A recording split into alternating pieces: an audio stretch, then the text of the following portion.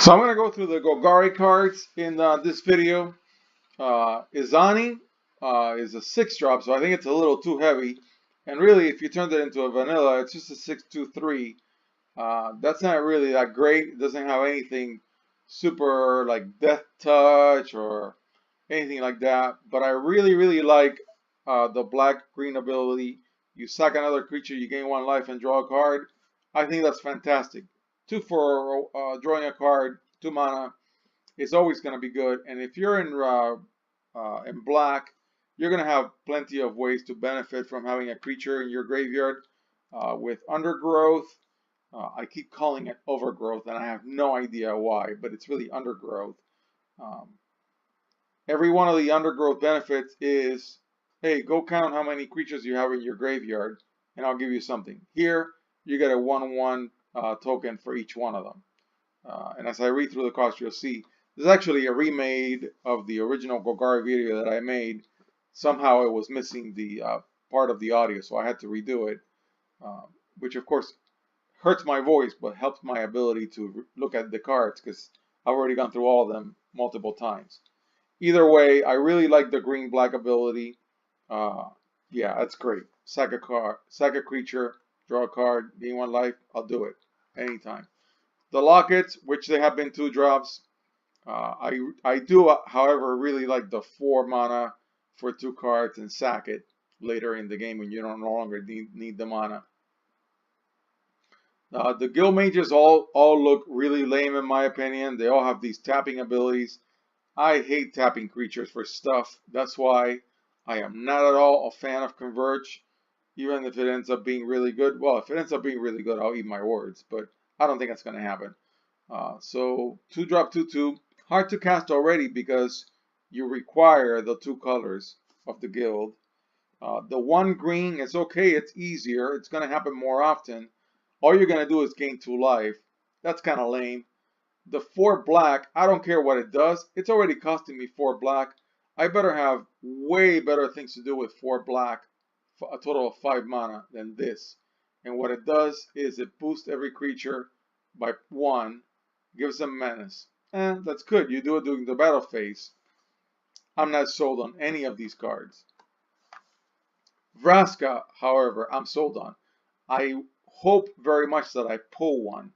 I have a booster box and the fat pack on order from the Beast. You know, I fed the Beast, sports and more. You know, some people have more morals than I do for doing that, for not doing that. But anyways, I hope I pull a Vraska. Okay, I think this Vraska is pretty good.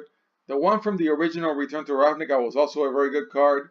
In that case, the negative, which I think was also either a -2 or -3, destroy target non-land permanent, period. I really like that. This one has a clause, converted mana cost 3 or less. It's alright. That ability in the original the Vraska from Return to Ravnica is way stronger. In this case, this one has a +2, and I really like that. I don't remember if the other one had +2. Because it comes in, it's a 4/4. Give it 2, you draw a card. You have to sack another one of your permanents, that's true, but you drew a card, and you put Vraska at 6 loyalty. You're making it harder to kill, so that's good. The ultimate is really nice. Matter of fact, I'm not too thrilled with the -3, but the -9 is amazing, because whenever a creature you control deals combat damage to a player, that player loses the game. So you're going to try to take out all their critters during the game, and as you drop this, you better hope they don't drop any more critters. Or maybe if you are in Muldrotha colors, if you're in blue, red, green, which is what I really want to do with all the Golgari cards. I really want to combine Golgari and Dimir. That's what I really want to do. And maybe even put Muldrotha on top of them and make a commander deck. Maybe you have some unblockable creatures. Yeah, anything that's unblockable is going to want to go in your deck. And I think those cards can be found more often in blue. Blue something. Blue, black, blue. I've made those unblockable decks before. And so, yeah, I mean, it comes in. It's already at 6. Nobody does anything to it. The next time it's already at 8. The next turn is already at 10. and then the next turn, so 3 turns later, your ultimate happens. Yeah, nice.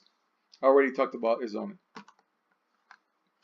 Alright, so these are the common Golgari cards, and then one rare at the end.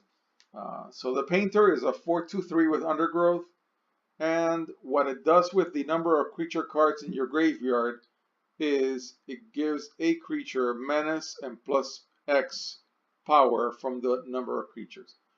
Let's just keep it at X equals 2, which is common. You know, it's not that simple to have creature cards in your graveyard. Number one, you have 60 cards in your deck typically, and if you mill yourself and you have Surveil, or you have cards that drop cards in your graveyard, you'd be surprised how hard it is to have even as many as 2 creature cards in your graveyard. It is not trivial. So I'm going to say normally you're going to have 2 creature cards in your graveyard. That means that you're going to pay 4/2/3, and you're going to get something +2/+0, and menace. That's normally what you're going to do. If you make it 3, that's pretty good. Let's just say if you're doing a good job, you're going to have X equals 3. That's my opinion. The Foragers are 5/4/4, and all they do for the number of creatures in your graveyard is gain you 1 life for each one of them. I think that's kind of lame, unless it's part of the strategy of your entire deck. If it isn't, I wouldn't care for this card, unless I really had to play it, unless I just needed my creature count and limited or sealed. Feel the same about the Worm 6/6/4. It's going to give target creature vigilance and +X/+X until end of turn.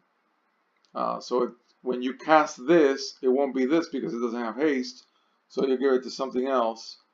And the Worm cannot be blocked by more than 1 creature. That's nice. I like that. That's a good way to make it either unblockable or have to be chump blocked by something. That is good. The Spider is a 7/5/7 with reach. It'll come in late game for sure. It lets you dig for X cards. Make it 4 because it's coming in later. You look at the top 4 cards, and then you can cast a permanent with exactly that converted mana cost or less. So anything that you have in that group that's a converted mana cost 4 or less, you can put it on the battlefield. The rest of the cards go in your library, the bottom of it. So yeah, that's nice. It's got reach, but as a 7-drop, I'm not sure how much play it's going to see outside Commander. Then Necrotic Wound is a 1-drop. The Undergrowth is that it hits for -X, -X. We already said, you know, maybe you're going to have 3 creatures in your graveyard. Let's make it 3. Let's be generous. So it'll hit for -3, -3 for a target creature. That's good. And then it exiles it if it kills it. The Giant, I think it's way too heavy. 7/6/5 with no means of casting it or anything less. It's kind of lame. It is what it is. So yeah, it'll deal 1 damage to target opponent for each creature card in your graveyard. Make it 3. It's just a lightning bolt for 7. Yeah, you still get a body. You still have a 6/5. It does not have Death Touch though, or Reach, anything, any good ability. It's otherwise a vanilla critter. The Harpooner is a 2/3/2 with Reach. That's pretty good. And then when it enters the battlefield, you choose up to 1 target creature with flying you don't control, and then the Harpooner gets +X/+0, where X is the number of creatures in your graveyard. Let's make it 3. And then you have a fight that creature. So yeah, that's really good. It's going to make this a 6/2. Now it doesn't help it. It doesn't buff its butt, and it's a 2 for toughness. So you got to watch out for that. It may end up being a sacrificial hit. Although you're going to get rid of some kind of a flyer. And yeah, if it's a 6/2, you can take out a big flyer with this, and you'll lose the Harpooner. That's worth it. Raiders, 4. There were a couple of creatures in Innistrad block like this, at least one that I remember, where the creature was 0/0 unless you could do something. This is one of those. So if you don't have any creature cards in your graveyard, this thing's going to sit in your hand. You just need to know that. Of course, if you have 5 creature cards in your graveyard, which would be a really good job on your part to win the game, then this thing comes in as a 4/5/5 haste. Yeah, that's good. I still think it's too hard. I want to be proven wrong. Then we're down to the black-green cards in the guild. The Trooper is a 3/2/2. You discard a creature and it gives it +2/+2, so it becomes a 3/4/4 with trample. You can only do it once. That's okay. It's a nice limited trick. I mean, you're discarding a creature card. You never had to cast it. It's in your hand. Maybe it's something heavy that you don't think you're going to be able to play. Who knows? I like it. The Gorgon is a 3/2 with Death Touch. I already love that. I love Death Touch. I think any Death Touch card that is not horribly overcosted, and this one is not, it's just a 3/2, is a good card. The Lurcher is a 4/2, and then the Undergrowth, okay, it enters with a number of +1/+1 counters equal to the number of creature cards in your graveyard. Make them 3. Okay, so it's going to be a 4/5/5. I like that. I like that for a common. It's good. Then Undercity Uprising is yet another card where I want Wizards to go full art someday. That is one of the most beautiful artworks I have seen. It's beautiful. It is so well done. But it's got this gigantic frame, this gigantic 15-year-old, 20-year-old frame that is not really making the artwork pop. I think in full art, that card would have been amazing. Now let's talk about the card itself. It's a little too heavy as a 4-drop, but all the creatures you control gain Death Touch, which effectively makes them unblockable unless your opponent wants to sack things to it, lose things to them. And then you get one fight trick out of it. So you're going to pick the creature, and that's important. So you play this for 4, so you have 3 critters. You pick the lamest one of the 3, and it fights the strongest one of your opponents that doesn't have hexproof. It doesn't matter if it has hexproof. It can have hexproof. And then, boom, it's gone. That's nice.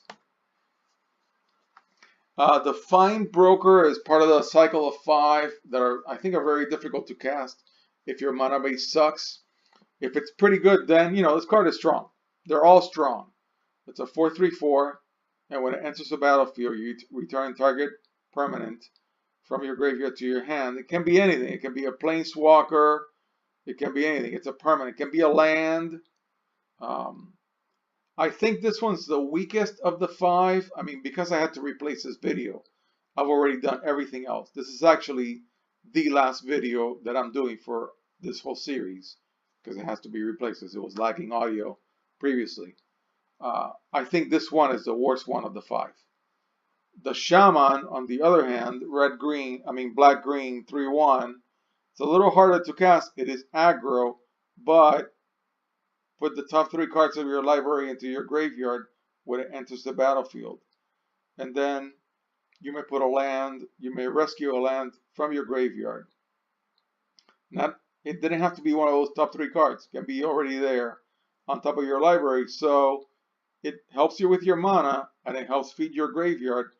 I think this card is fantastic. Fantastic. The Assassin has Death Touch. It's a 3/1/1, and it's kind of like a magnet because all creatures able to block it do so. So you pop it in. It's got Death Touch, and it's going to be blocked. It's going to have to be blocked basically by everything your opponent has, and it can be a board wipe. I think it's another fantastic card. Then the Hulk is 7 red-green. I keep saying red because I'm tired. I'm sorry. 7 black-green. 6/6, and it costs 1 less to cast for each creature in your graveyard. Let's say it's 3, so then now instead of 9, it costs you 6, and it's 6/6/6. That's okay, but it doesn't have Death Touch. Doesn't have anything special. Yeah, you can recover a land card to the battlefield. That's good. Not crazy about it because it doesn't really feed your graveyard, and that's why I think the Shaman is so much better. And then the Assassin also is really good. So of these four cards, the Shaman and the Assassin, I think are far better. As I've said before in all the other videos, um, I've played a lot of these double cards over the years, and I'm always disappointed. I hope that this cycle is better. It'd be great if the cycle of double cards and Guilds of Ravnica on the next set, and even if they have it in the third set, are really good. I want to see that. In this case, status for one, you put a +1/+1 counter as an instant on a creature that gains death touch. That's pretty good. That can be like a way to kill off a creature that is blocking it. Then statue is a 4-drop, destroy target artifact, creature, or enchantment. That's a little heavy, even though it's an instant. Find for 2, which is a lot like treasure finds from from Return to Ravnica. Love that card on the artwork. Return up to 2 target creature cards from your graveyard to your hand. That's okay. That's okay. That's not terrible. Finality, you may put 2 +1/+1 counters on a creature you control, then all creatures get -4 and -4 until end of turn. You may end up losing some of your own creatures. As a 6-drop board wipe, it's a little too heavy. That's what I have to say. Then finally, the last 3 cards, and the last 3 cards that I'm physically doing for the review, even though when you watch this series, this is actually going to be like the 4th or 5th video out of the 8. And my voice is about to go, so I have just enough voice to do these 3 cards and call it quits. And I hope the audio works for this one. The troll gets boosted pretty easily. I like it a lot. It's a 3/4/4 already, so it's already undercosted. It's got trample, which already as a 4/4 is going to work. And the black-green cloth is really good. You discard a card, you're going to be discarding anyways for other reasons. It's a creature card, so it's going to up the creature card count in your graveyard. And you put a counter on this. Very good. You can exile that creature card that you just discarded, or some other creature card. And then you get to put another counter on this. And you have to do it, and otherwise you sack the troll. So you got to be careful. You're going to have to sack it unless you keep feeding it creature cards from your graveyard. So it's good and it's bad. It reduces your creature count in your graveyard. You have to be careful with this card. I would want to use it after it was settled that it didn't matter how many creature cards I had in my graveyard. If I had a lot of them. But if I only had like 3 creature cards in my graveyard and I needed that X number to be 3 and not 2, I would not want to play this. So I have to think about this card a little more. I actually misread it when I made the original video for this guild. I forgot the part about otherwise sacrifice it. That's the most important clause in that card. The Lich is a 5/4/3 mythic rare. It's an elf and a zombie. I mean, what is there not to love except the fact that it doesn't have death touch or flying or haste. If you would draw a card, instead look at the top 3 cards of your library, then put one in your hand and the rest in your graveyard. Yeah, that clause would have been way better on a lighter card, such as our friend the Shaman. So it's kind of like a heavier Shaman effect. It's a heavier card with the same effect as the Shaman, similar effect. It doesn't. Your hand, you're no longer drawing cards. Okay, so you're no longer going to draw a card. Even your first card that you draw, and you're feeding the living daylights out of your graveyard, and that's great. Because you draw it, but only after doing the selection procedure. I think it's awesome. Yeah, I like the card. For what I like it for the filtering, I don't like it for how heavy it is, and the fact that it's not going to do anything as a 5/4/3. Really, you can protect it by paying 4 life and tapping it.